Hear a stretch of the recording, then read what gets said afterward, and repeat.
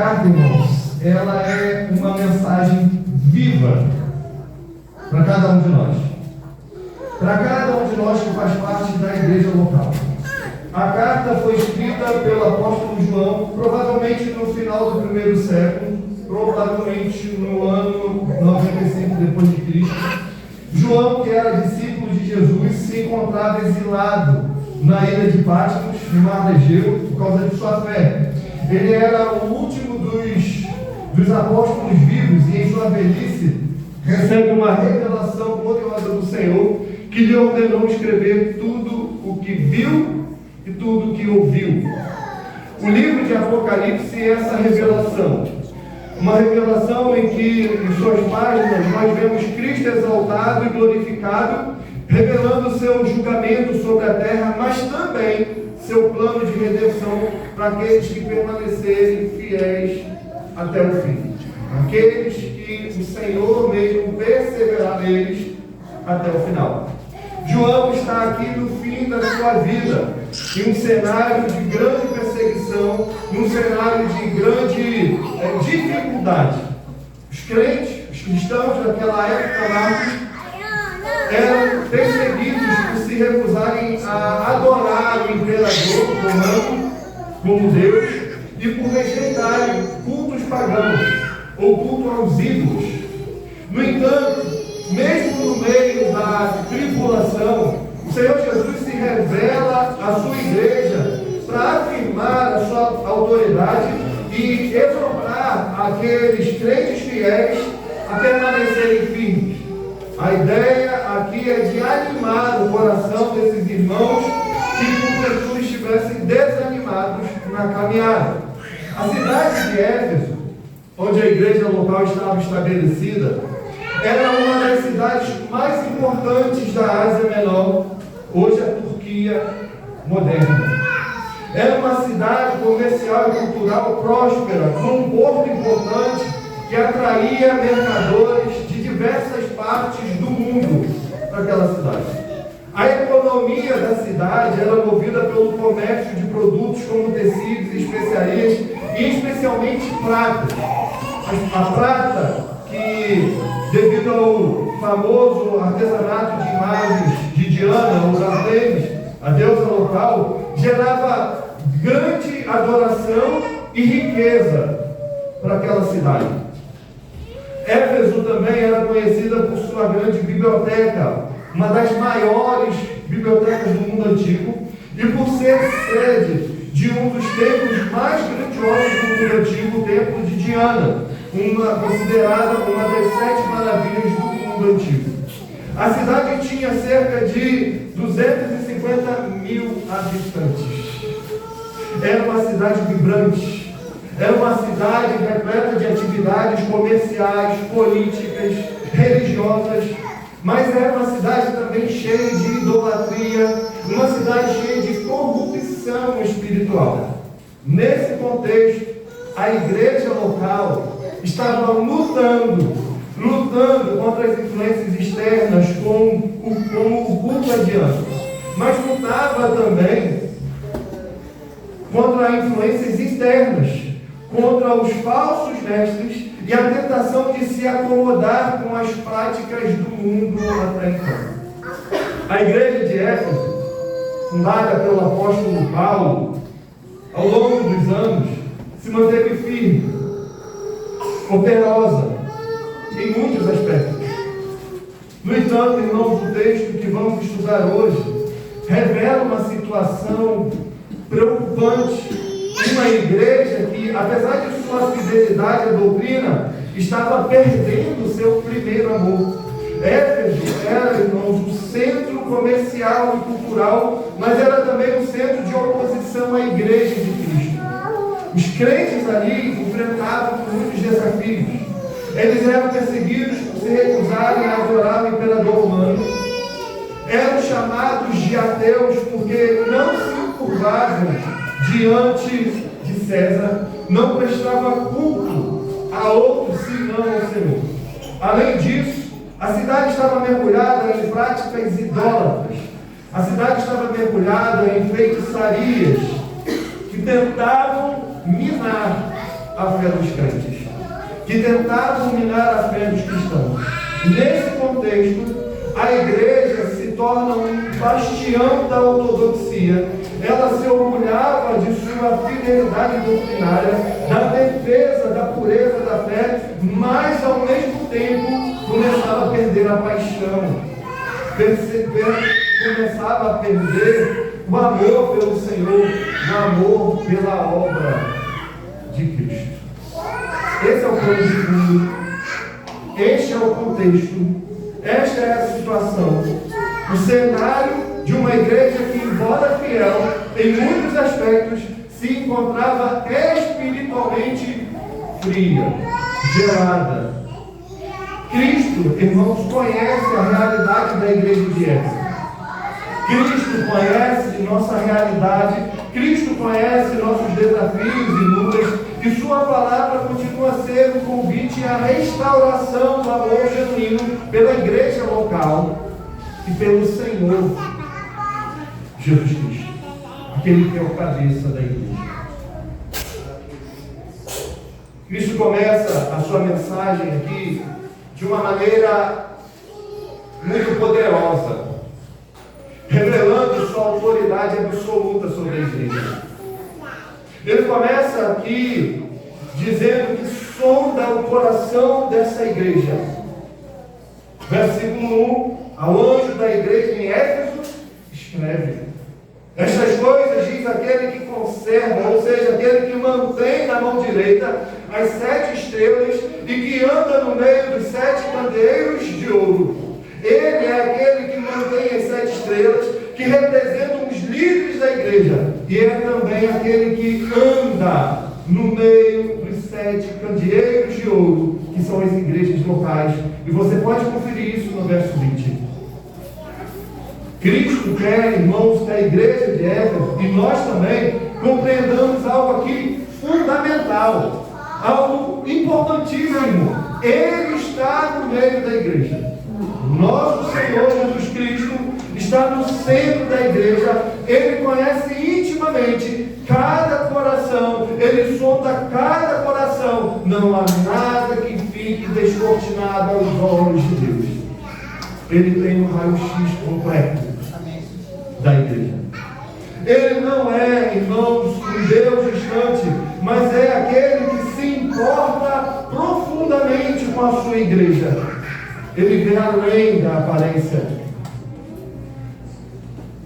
Ele vê além das impressões externas. Ele vê as motivações dos corações. Tudo está descortinado diante do Senhor. Por que isso é tão crucial para nós hoje? Por que isso é tão importante na nossa realidade? Porque muitas vezes nós vivemos em um mundo, irmãos, que nos oferece 1001 alternativas para a nossa vida cristã, como igrejas que prometem resultados rápidos, eventos grandiosos, atmosferas emocionais que nos fazem sentir como se algo estivesse acontecendo de forma significativa. E muitas vezes nós olhamos para fora. Nós somos tentados a olhar para outras igrejas, admirando suas programações criativas, suas conferências de avivamento, suas estratégias pragmáticas de atração. Em algum momento, podemos nos perguntar: será que há algo de errado conosco? Será que há algo de errado na minha igreja local? Por que a nossa igreja não tem as mesmas coisas que essas igrejas grandes e de sucesso têm? Por que nós não temos? Essa tentação é real. Essa tentação existe, especialmente quando nos deparamos com igrejas que parecem ser tão dinâmicas, tão vibrantes, tão atraentes. E o que Cristo nos ensina aqui é que Ele não está interessado nas aparências externas, nos resultados externos, nos resultados imediatos. Cristo está, irmãos, no meio da sua igreja, e Ele não mede a eficácia de uma igreja pela quantidade de pessoas que frequentam seus cultos, ou pela largura de suas programações, o tamanho das suas conferências. Cristo valoriza algo muito mais profundo na igreja. Cristo valoriza aquilo que não pode ser medido por métricas humanas, por métricas mundanas. Ele valoriza a fidelidade, o amor genuíno da igreja à palavra, a pureza com que a sua igreja adora. Este é o ponto. E neste ponto, irmãos, eu quero convidar você a refletir sobre um fenômeno que tem assolado as igrejas hoje. Um fenômeno que tem afetado muitas igrejas. Um fenômeno chamado pragmatismo. O pragmatismo é uma filosofia ou uma abordagem que prioriza os resultados práticos e palpáveis em detrimento dos princípios, dos valores adotados. É uma abordagem que coloca mais ênfase nas estratégias que atraem pessoas e nos resultados rápidos do que na fidelidade do Evangelho. Isso é o pragmatismo. Algo que faz com que os homens priorizem aquilo que pode trazer mais pessoas, um resultado mais rápido de crescimento. No entanto, deixa-se de lado a fidelidade do Evangelho, deixa-se de lado a pureza do culto. Uma igreja pragmática,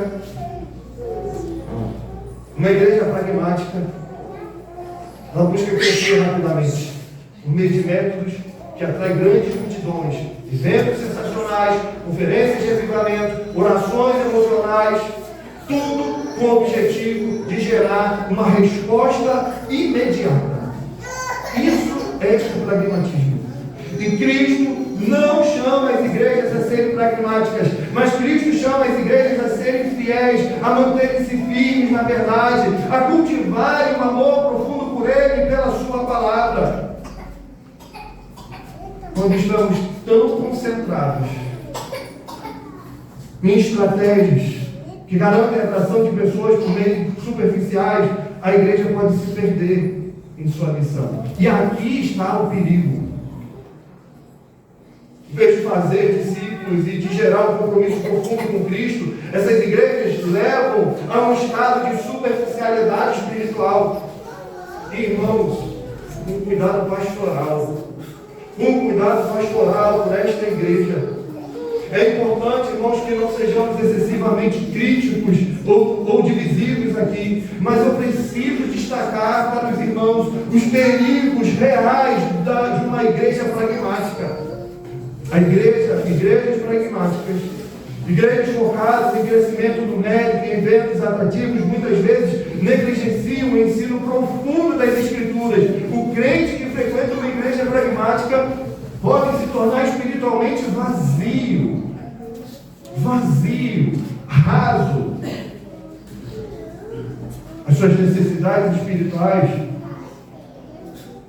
não estão sendo realmente atendidas, mas sim superficialmente satisfeitas com entretenimento, com experiências, João, emocionais e nada mais do que isso. Em uma igreja pragmática, o culto se torna uma experiência emocional. A ênfase está em sentimentos passageiros em vez de uma vida transformada pela santidade.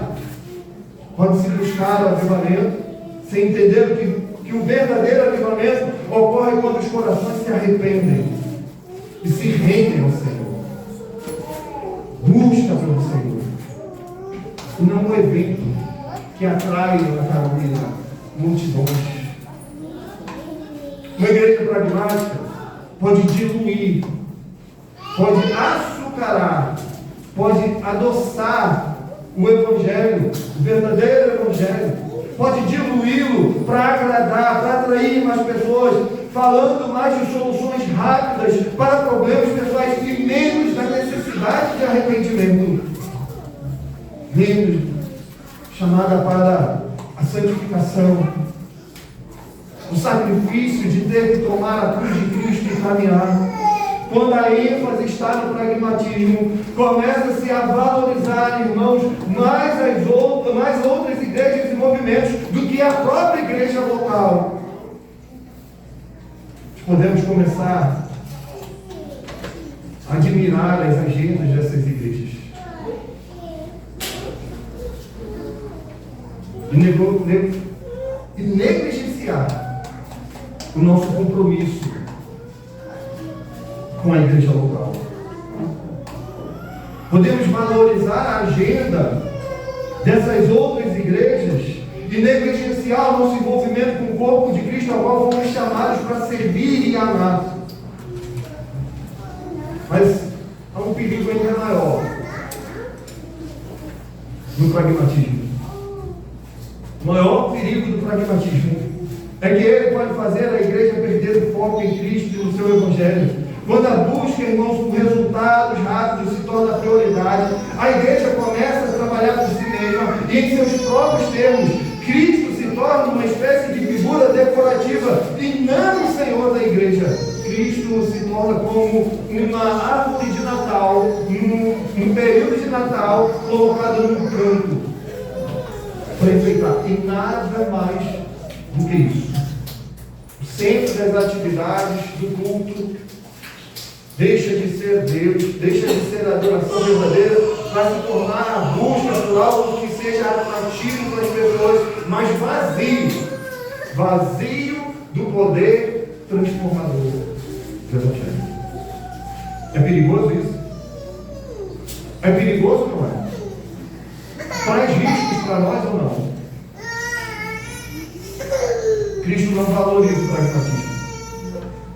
Cristo não valoriza o pragmatismo, mas a fidelidade à sua palavra, a pureza do culto, o amor genuíno pela sua igreja. Cristo valoriza o seu Evangelho. Irmãos, Cristo está no meio da igreja.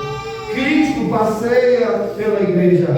Ele não está impressionado com o tamanho ou com as grandes programações. Ele se importa com a sinceridade do coração da igreja, com a sua fidelidade, com a sua dedicação ao Evangelho. O nosso chamado não é seguir igrejas pragmáticas. O nosso chamado não é seguir igrejas pragmáticas, mas ser uma igreja fiel, uma igreja que busca a pureza doutrinária, uma igreja que prioriza Deus acima das suas próprias agendas. Esse é o nosso chamado.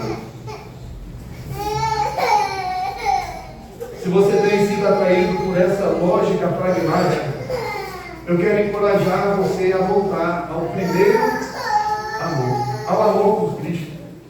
Quero encorajar você a voltar à adoração verdadeira, ao compromisso profundo com a igreja local. Por mais imperfeita que seja, ela é o corpo de Cristo. Aqui é em nossa igreja local, irmãos, é onde Deus nos colocou para crescer, para servir, para adorar com sinceridade, com vigor, com um coração, com uma alma.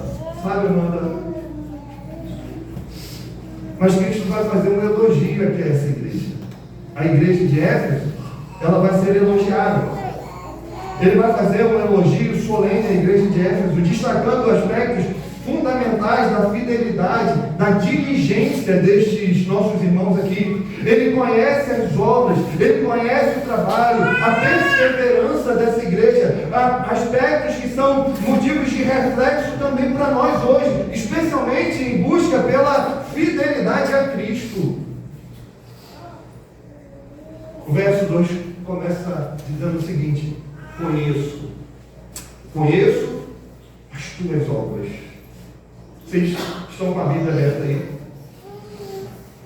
Conheço as tuas obras, tanto o teu labor como a tua perseverança, e que não pode suportar homens maus, e que puseste à prova os que a si mesmos se declaram apóstolos e não são, e os achastes mentirosos. E tens perseverança, e suportaste provas por causa do meu nome, e não te deixaste esmorecer. Cristo começa aqui dizendo: eu conheço as tuas obras. Não é um conhecimento superficial, não é um conhecimento aqui distante, mas é um conhecimento profundo. É um conhecimento íntimo das ações da igreja. As obras aqui referem-se ao trabalho prático, aquilo que a igreja faz em sua missão no mundo, a atividade concreta de amor, de serviço, de piedade dedicada a Deus. A igreja de Éfeso, irmãos, não era uma igreja ociosa, A igreja de Éfeso não era uma igreja ociosa, era uma igreja trabalhadora, uma igreja operosa. O verbo aqui, grego, utilizado para trabalho, transmite a ideia de esforço intenso, árduo. Há uma disposição aqui para suportar o cansaço, para suportar o desgaste, para quê? Para promover o Evangelho. Essa é a ideia da expressão trabalho. Irmãos, não há aqui na igreja de Éfeso uma fé preguiçosa, ociosa, mas batalhadora. A igreja de Éfeso é uma igreja que coloca as suas mãos à obra, uma igreja que trabalha com diligência. Portanto, meus amados irmãos, sede firmes, inabaláveis e sempre abundantes na obra do Senhor, sabendo que no Senhor o vosso trabalho não é o quê? Não é em vão. Não é em vão. E é nesse contexto de trabalho, de labuta, que surge a expressão perseverança, que vai além de uma simples resistência aqui. Trata-se de uma constância sob pressão, uma persistência firme, mesmo em meio às dificuldades. Eles perseveravam, eles batalhavam, eles lutavam. O trabalho da igreja de Éfeso era facinho, era beleza, moleza. Não. Diante do quadro que nós vimos aqui, não era fácil, mas eles perseveravam, eles não desanimaram, eles não pararam, não se deixaram vencer pelas dificuldades, mas eles seguiram firmes, comprometidos com a obra de Cristo. Eles marchavam, eles caminhavam. Cristo segue aqui elogiando essa igreja. E agora ele vai elogiar essa igreja pela sua fidelidade. Vai elogiar essa igreja pela pureza doutrinária. Ele diz: não pode suportar homens maus, e que puseste à prova os que a si mesmos se declaram apóstolos e não são, e os achastes o quê? Mentirosos. Não é isso que está aí? Cristo elogia essa igreja. Cristo elogia a igreja de Éfeso por não tolerar os maus, por não tolerar os falsos mestres, por não tolerar os falsos apóstolos que pregavam o evangelho açucarado, diluído, como diz aí o pastor Marcel, o evangelho soft. Um evangelho para agradar a tudo e a todos. Um evangelho amigo, paz e amor, quase budista. Não temos isso aqui. A igreja de Éfeso, irmãos, se destacou pela capacidade de discernir e denunciar os falsos ensinos. Eles não foram enganados. A doutrina era importante para a igreja de Éfeso e eles estavam dispostos a testar e avaliar os ensinos à luz das Escrituras. E em nossa realidade, em um mundo onde a verdade é constantemente distorcida e os ensinamentos errôneos se espalham com muita facilidade, num contexto como o nosso, num contexto como esse, é necessário que a igreja permaneça fiel à palavra.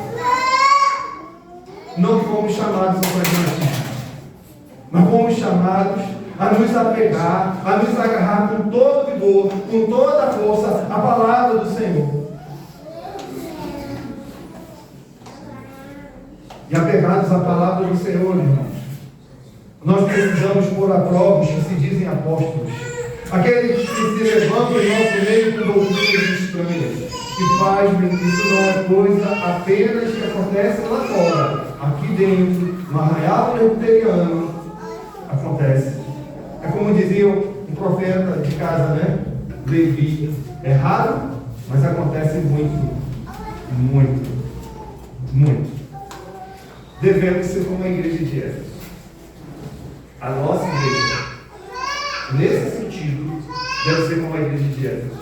Zelosa pela verdade, disposta a defender a pureza da fé cristã, sem comprometer as Escrituras, em nome de um evangelho que seja mais conveniente, em nome de um evangelho que seja mais popular. Não dá para denunciar o evangelho. O outro ponto significativo aqui no elogio, meu irmão e irmã, Um outro ponto significativo no elogio de Cristo à igreja de Éfeso é o reconhecimento do sofrimento. E tem essa palavra aqui. Sofrimento por causa do meu nome. Cristo diz no verso 3: tens perseverança e suportaste provas por causa do meu nome, e não deixastes esmorecer. O sofrimento por Cristo, irmãos, é uma marca da fidelidade ao Senhor. A igreja de Éfeso não apenas, irmãos, era diligente no trabalho, perseverante nas dificuldades, mas é uma igreja que sofreu. Uma igreja que sofreu. E este sofrimento não foi devido às dificuldades naturais, circunstanciais, mas foi por causa do nome de Cristo, foi por fidelidade a Ele, por sua defesa da verdade do Evangelho que estes irmãos sofreram. Você acha que a igreja de Éfeso cedeu à pressão, né? Não.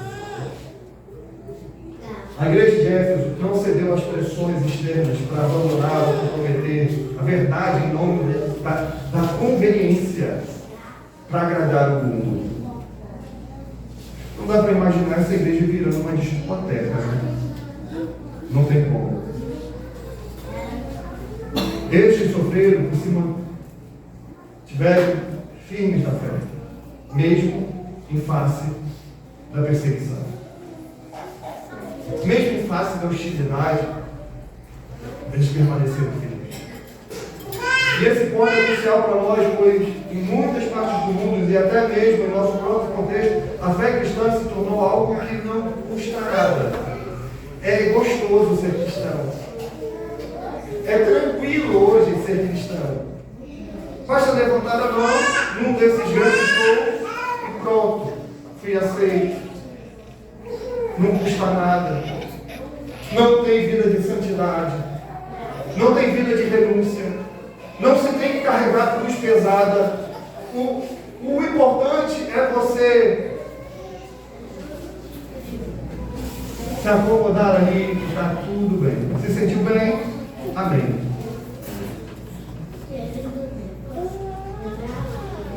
Mas a realidade do cristianismo verdadeiro é que muitas vezes o amor a Cristo nos chama a sofrer. Está disposto? Muitas vezes o amor a Cristo nos chama a sofrer, nos chama a pagar o preço por nossa fidelidade. Há 2 domingos atrás, nós citamos aqui o exemplo de Giovanni, o autor de O Peregrino. Ele sofreu por anos em uma prisão por se recusar a deixar de pregar o Evangelho. Sua fidelidade a Cristo e a pureza da pregação, irmãos, foram mais importantes para ele do que a sua própria liberdade. O seu sofrimento. 4 filhos. Dentre os 4 filhos, uma filha cega, totalmente dependente. E o pai está onde? Preso. Sofrendo. E em seu sofrimento ele escreve O Peregrino, que foi fonte de bênção para todos ali na prisão. Fonte de conforto no coração dele, fonte de conforto para os seus leitores, fonte para o nosso próprio deleite e conforto hoje. Um outro exemplo, Martinho Lutero, em 1521, diante do imperador Carlos V e da dieta de Worms, ele disse: aqui estou, não posso fazer outra coisa, que Deus me ajude. Ele sabia que sua fidelidade à verdade poderia causar minha vida, custar a vida dele, mas não negociou a verdade, por conveniência, por medo do que os outros vão fazer com ele, medo de ser enforcado, medo de ser queimado, medo de morrer pelo Evangelho. Se quisermos ser fiéis como igreja de Éfeso, nós devemos estar prontos para sofrer. Isso não significa que seremos necessariamente perseguidos fisicamente. Provavelmente nenhum de nós aqui seremos perseguidos fisicamente. Provavelmente. Pelo menos por enquanto não. Mas ser ridicularizado, sim. Ser ridicularizado por sua fé, ser isolado, ou até mesmo perder privilégio por causa da nossa fidelidade ao Evangelho. Esse é um risco que você corre. agora no meio da igreja, algumas nomenclaturas aplicadas a pastores, presbíteros, a igrejas que são fiéis às suas confissões. Nomenclaturas que soam agora como sentença de morte na vida do pastor, do conselho, da igreja. Irmãos, um mínimo de obediência à palavra do Senhor no tempo como o nosso, isso vai soar como radicalismo. Pensem nisso. Um mínimo de obediência ao Evangelho, um mínimo de obediência, um mínimo, soa como radicalismo. Em tempos de tanta frouxidão, de frouxidão espiritual, o mínimo de obediência soa como radicalismo. Mas nós fomos chamados para ser fiéis ao Senhor. Isso implica em sermos zelosos. Zelosos com aquilo que nós ensinamos, zelosos com aquilo que vivemos, zelosos com a pureza no culto, zelosos com a pureza na vida cristã. Nós somos chamados para ser zelosos. E aqui, irmãos, nós precisamos avaliar as nossas motivações, as nossas ações. Devemos sondar nosso coração, a nossa alma, questionar de modo sincero se estamos de fato trabalhando para Cristo com diligência, com perseverança, se estamos defendendo a verdade, sabe, com coragem, com amor, com uma santa disposição, se estamos prontos para sofrer por amor a Cristo e aceitar a rejeição, a perda de conforto para manter nossa fidelidade a Ele. Nós precisamos sondar nosso coração, a nossa alma. Se Cristo olhasse para nós, se Cristo olhasse para nós hoje, será que Ele poderia dizer, como disse aqui, eu vejo as suas obras, eu sei daquilo que vocês estão fazendo, eu tenho visto o trabalho de vocês, eu tenho acompanhado a perseverança de vocês. Será que Ele pode falar isso de nós, como igreja presbiteriana central? Será que pode? Como igreja, irmãos, possamos ser encontrados fiéis em nossa motivação, fiéis em nosso amor por Cristo. Mas em terceiro e último lugar, irmãos, no coração da carta, encontramos uma grande exortação de Cristo à igreja de Éfeso. Verso 4 ao verso 5. Tenho, porém, para ti que abandonaste o teu primeiro amor. Lembra-te, pois, de onde caíste, arrepende-te e volta à prática das primeiras obras. E se não, eu venho a ti e faço o quê? Vocês estão com a Bíblia aberta? Moverei o seu lugar, o teu candeeiro, caso não te arrependas. Apesar de ela ser uma igreja fiel, apesar de ser uma igreja trabalhadora, ser uma igreja perseverante, ser uma igreja zelosa pela natureza doutrinária, há algo profundamente preocupante, meu irmão. Há algo que incomoda. Abandonaste o teu primeiro amor. A igreja, reparem, a igreja que um dia foi marcada por um amor fervoroso por Cristo, agora havia se afastado desse amor. A igreja que antes o coração pujante, firme no Senhor, agora se afasta. E esse é o grande desafio que Cristo traz à nossa realidade hoje, o esfriamento espiritual. O primeiro amor não é apenas um sentimento de afeto inicial, mas uma paixão profunda e fervorosa por Cristo. É aquele amor que nos move a buscar a glória de Cristo, que nos leva a sacrificar nossos próprios interesses pelo bem do seu reino. Primeiro amor aqui é um amor que coloca Cristo no centro da vida. Não é apenas um amor expresso em palavras ou obras, mas um amor que se reflete no coração, na alma do crente.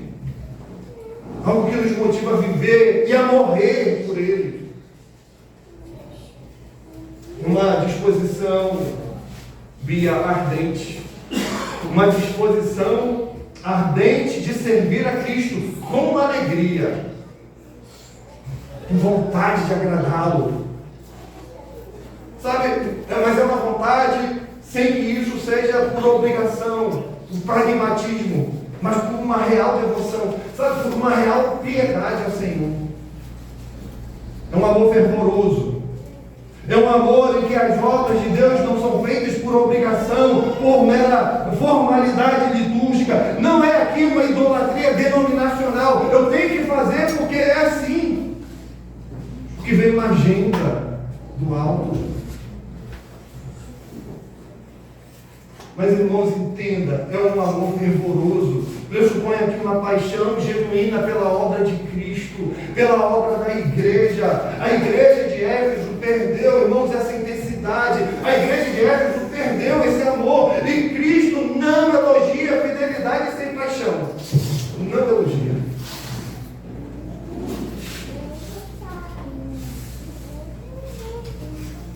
Preste atenção. O esfriamento espiritual é um processo silencioso, é um processo gradual. Começa com pequenas distrações, presbítero. Começa com pequenas concessões. Começa com uma certa acomodação nas práticas cristãs, uma mudança na motivação de coração.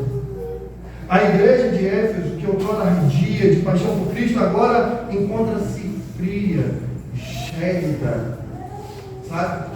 Ela cumpre a agenda. Mas é fria. Há culto aqui. Provavelmente agitado, mas um coração frio, gélido. E essa é uma realidade que deve nos preocupar profundamente hoje.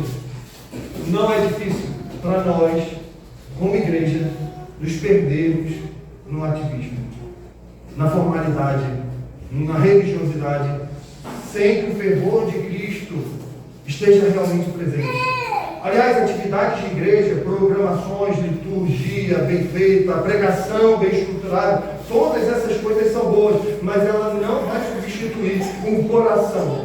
O primeiro amor não vai substituir. Nós podemos cantar belamente aqui, podemos ensaiar um grande coral aqui, mas se o nosso coração não estiver aqui, de nada adianta. É frio. Você pode fazer barulho, mas se o coração não estiver aí, é frieza. E é essencial, irmãos, o amor por Cristo. E se este amor não estiver ali, tudo que fazemos, por mais correto que seja, perde seu valor. Sabe, algumas pessoas se escondem por trás das atividades da igreja. Muita gente participa de tudo, mas no fundo seus corações estão distantes de Cristo. A agenda da igreja pode se tornar, irmãos, um refúgio contra o confronto com os nossos pecados. Os pecados não resolvidos. Pode ser um disfarce para esfriar a vida espiritual. O pior ainda, podemos, irmãos, justificar nosso pecado com a desculpa de que estamos ocupados demais com as coisas de Deus. Mas Cristo aqui nos desafia a voltar ao primeiro amor, a um amor fervoroso, a um amor sincero. Sincero.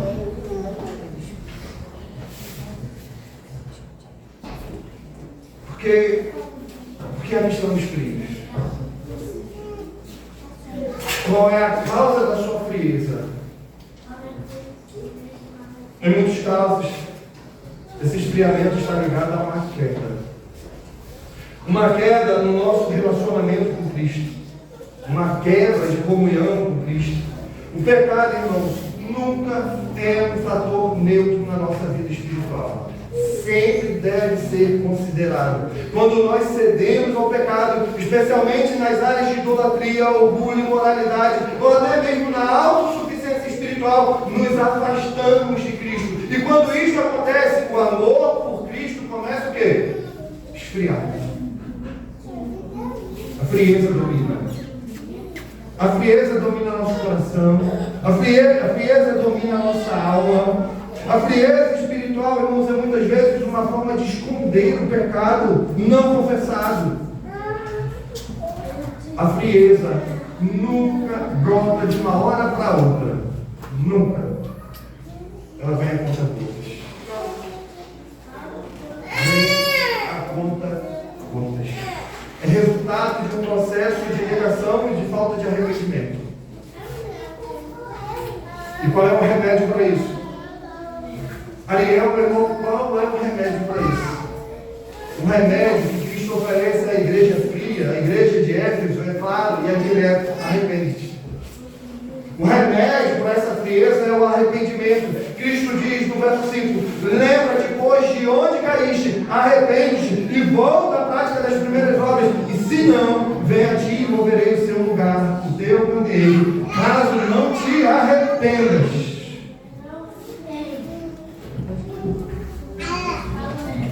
Apesar dessa cidade ser tão bem estruturada,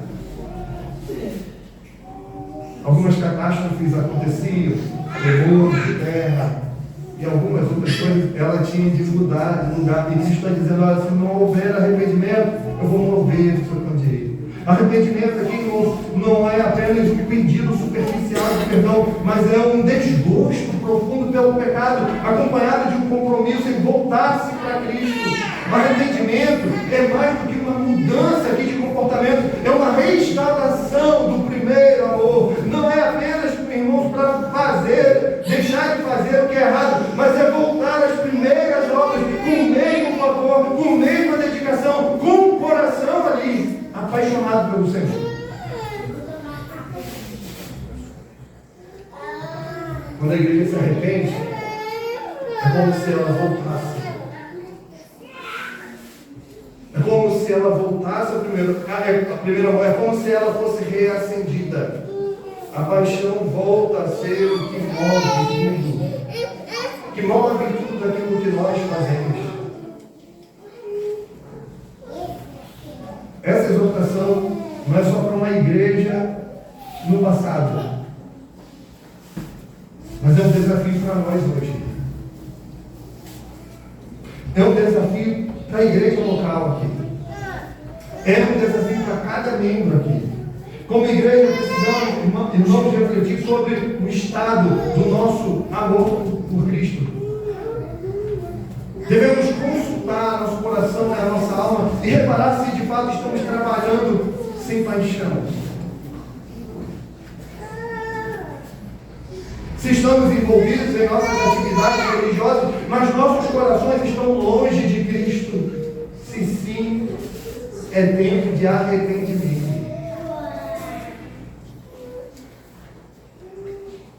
Precisamos parar e reparar nosso coração, reconhecer de que a nossa vida com Cristo perdeu a intensidade, que o nosso amor por Ele se esfriou e que nós precisamos voltar ao primeiro amor.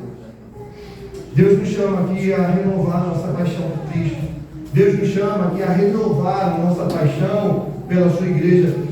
Não basta, irmãos, aqui ser fiéis nas ações, nós precisamos ser fiéis também no amor pelo Senhor. E o caminho de volta é o arrependimento de fé. Devemos pedir ao Senhor para reacender o nosso amor por Ele, o nosso amor pela igreja. Deus nos ajude a voltar ao primeiro amor.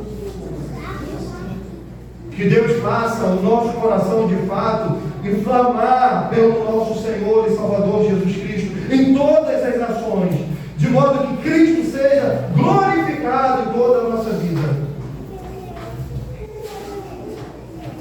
Eu falei que era o último ponto, né? Mas ainda um outro aspecto aqui, caminhando para o fim. Versos 6 e 7. Há mais um elogio a esta igreja, mas também, irmãos, há uma promessa gloriosa ao vencedor aqui. Cristo vai concluir a carta à igreja de Éfeso, elogiando novamente a fé da congregação e especialmente a oposição desses irmãos a um grupo chamado Nicolaítas. Verso 6. Tens, contudo, a teu favor que odeias as obras dos nicolaítas, os quais eu também odeio, diz Cristo. Quem tem ouvidos, ouça o que o Espírito diz às igrejas. Ao vencedor dar-lhe-ei que se alimente da árvore da vida que se encontra no paraíso de Deus. Quem são os nicolaítas? Que grupo é esse? De onde vem? Onde vai? É um grupo de pessoas, irmãos, que, embora professem a fé em Cristo, defendiam uma libertinagem moral, defendiam doutrinas heréticas, buscavam conciliar a fé com práticas imorais. Eles buscavam conciliar a fé cristã com práticas idólatras, com culto idólatras, algo que muito parecido em nossos dias. Os nicolaítas acreditavam que a graça de Deus poderia ser uma desculpa para viver de maneira desregrada, sem levar em conta a santidade exigida por Cristo. Se eu fui salvo, uma vez salvo, salvo para sempre, estou seguro, pronto. Posso viver de qualquer forma, de qualquer maneira, interpretando errado a ideia de que uma vez salvo, salvo para sempre. Cristo afirma, veja, os Efésios odeiam esse grupo. E Cristo vai afirmar o quê? Cristo vai afirmar que ele também odeia. Ele odeia a obra dos nicolaítas. Tens, contudo, diz o verso 6, a teu favor, que odeia as obras dos nicolaítas, as quais eu também odeio, diz Cristo. Que ódio é esse? Esse ódio não é uma simples aversão, mas é uma rejeição profunda, uma rejeição santa às práticas e às crenças que corrompem o Evangelho. Cristo, irmãos, odeia. Ele odeia tudo que se opõe à sua santidade, tudo que se opõe à verdadeira pureza do Evangelho. Cristo odeia. Os nicolaítas misturavam fé com práticas pecaminosas, distorciam a mensagem do Evangelho de Cristo, e Cristo os rejeita com veemência, com força. Ele odeia. Ele odeia. E a igreja é elogiada por quê? Também odiar os nicolaítas. Essa igreja, a igreja de Éfeso, é elogiada por odiar as práticas nicolaítas. Mas ela é elogiada por Cristo, por odiar essas práticas e manter a pureza doutrinária. E esse é o exemplo de zelo pela santidade e pela verdade de Cristo, irmãos. Como igreja, meu irmão e irmã, nós devemos aprender a odiar o pecado e todas as falsas doutrinas que buscam desvirtuar o Evangelho, seja no passado, sejam nas distorções contemporâneas que surgem em nossa cultura. Nós fomos chamados pelo Senhor para odiar. Só que logo após essa exortação, Cristo diz o seguinte: quem tem ouvidos, ouça o que o Espírito diz às igrejas. Essa frase aqui, essa chamada aqui, é um alerta. Essa chamada dele é um alerta para todos nós. Essa chamada aqui não ficou restrita à igreja de Éfeso, mas ela é uma chamada para nós hoje. Quando Cristo diz, quem tem ouvidos, ouça, ele está fazendo aqui um apelo à atenção espiritual. Ele não está falando apenas para os ouvidos físicos, mas para os corpos espirituais, para aqueles que têm a capacidade de ouvir, compreender a voz do Espírito. Quem tem ouvidos, ouça o que o Espírito diz. O Espírito é aquele que aplica a verdade de Cristo na vida da igreja. É um agente de transformação, é aquele que capacita a ouvir, é aquele que nos capacita a compreender, é aquele que nos capacita a obedecer a palavra de Deus. Ouça o que o Espírito diz. Esteja atento à obra do Espírito nas nossas vidas. atento como Ele nos corrige, como Ele guia a igreja, como Ele revela à igreja a sua vontade, a vontade de Deus para nós. Ouvir aqui é de maneira verdadeira, pressupõe, irmãos, agir conforme a voz do Evangelho. O Evangelho fala, Cristo fala, o Espírito fala a nós, através das Escrituras. O que Ele nos diz é: examine. Examine a sua fidelidade, examine a sua santidade, examine o seu coração, examine o seu amor por Cristo. Como igreja, irmãos, devemos ser fiéis, zelosos pela verdade do Evangelho. E aí agora Cristo então promete uma recompensa gloriosa aos vencedores. Uma recompensa gloriosa àqueles que perseveraram na fé, aqueles que amaram a Cristo, aqueles que são fiéis ao Evangelho até o fim. Cristo promete ao vencedor darei que se alimente da árvore da vida que se encontra no paraíso de Deus.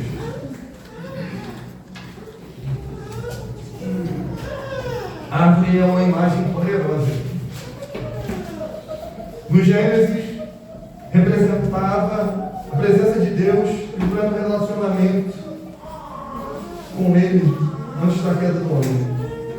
Adão e Eva tinham acesso a Ele no Éden, mas após o pecado eles foram impedidos de acessá-lo. No Apocalipse, o texto que acabamos de ler, a árvore da vida, irmãos, é restaurada, sendo agora símbolo da vida eterna, sendo símbolo agora da comunhão plena com Deus. Comer da árvore da vida é desfrutar de um relacionamento eterno, perfeito com o Senhor, onde a morte, onde o pecado, onde a dor não tem mais poder, não tem mais domínio. O paraíso de Deus aqui é um lugar, irmão, de descanso e de comunhão plena com Deus, um lugar onde a presença de Deus é totalmente acessível, está disposta a nós, onde os remidos terão comunhão com Ele, de maneira direta, de maneira plena. Ao vencedor.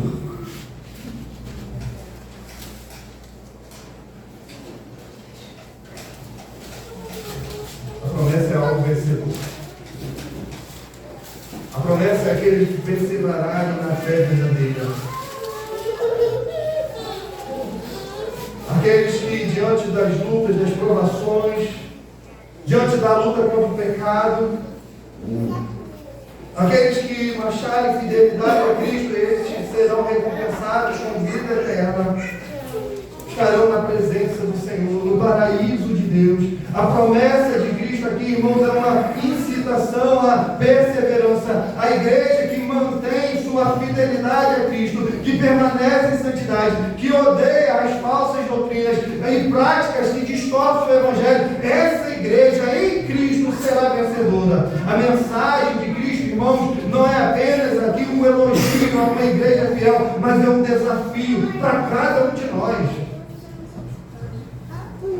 O vencedor é aquele que Cristo vai perseverar nele, na fé verdadeira, que segue em amor por Cristo, que segue em amor, amando a sua igreja local, que guarda o Evangelho puro. O vencedor não é aquele que apenas começa bem, mas é aquele que no fim alcança a coroa da vida. E como que nós vencemos?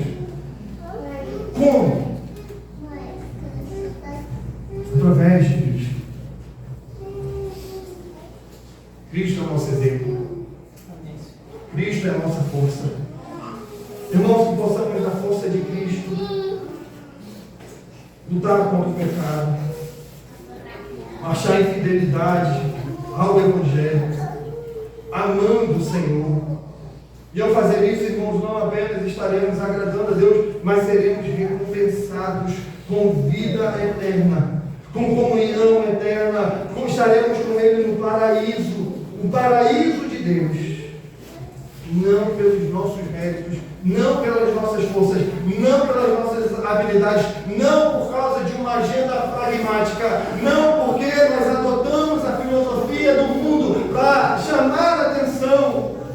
Nós estarmos em Cristo de modo fiel e firme. Essa deve ser a nossa motivação. Esse deve ser o nosso maior anseio. A presença de Deus, onde não haverá mais pecado, onde não haverá mais sofrimento ou separação. Que essa promessa, irmãos, nos impulsione a viver com fervor, com fidelidade, olhando sempre para Cristo como a nossa única esperança, como a nossa única recompensa. Como igreja local, irmãos, nós somos chamados a voltar ao primeiro amor. Sair da inércia, da preguiça espiritual e voltar ao primeiro amor. Voltar a Cristo. Recorrer ao Senhor. O que é que nós temos aqui que lá fora não tem? Nós temos Cristo. E Cristo basta. Sigamos firmes, caminhando, olhando para o autor, consumador da nossa fé, o nosso maior bem, aquilo que temos de mais precioso, o Evangelho, Cristo, o nosso Senhor, o nosso Salvador. Vamos orar?